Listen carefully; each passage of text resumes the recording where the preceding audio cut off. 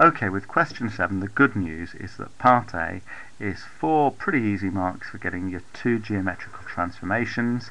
We're going from this graph to this, so there's a 4 going on, there's a -5 going on.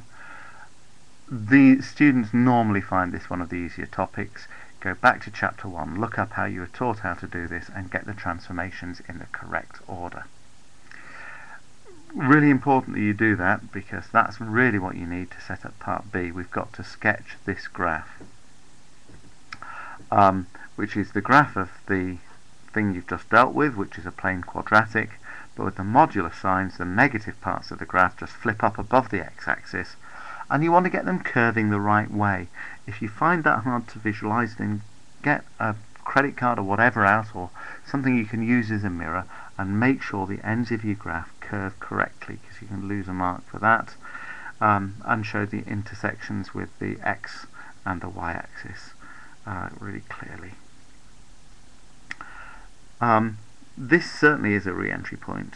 The graph should help you visualize what's going on, but solving this equal to 4, there are 2 possibilities. If modulus of something is 4, then either something is 4 itself, or there's a sign swap going on, and so the same thing is a negative value. Don't lose the marks for getting all 4 solutions.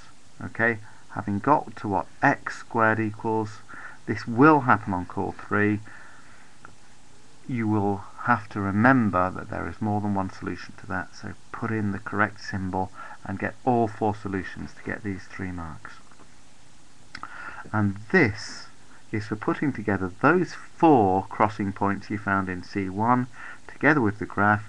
The graph of y equals 4 obviously is a horizontal straight line. You superimpose that on the graph you had here. You know the 4 crossing points because you found them in C.E1, and you want the funny modulusy graph to be greater than or equal to this horizontal straight line graph. So you highlight the relevant parts of the graph, and there'll be various ranges that you need to write down clearly in terms of x to get the 2 marks for solving the inequality.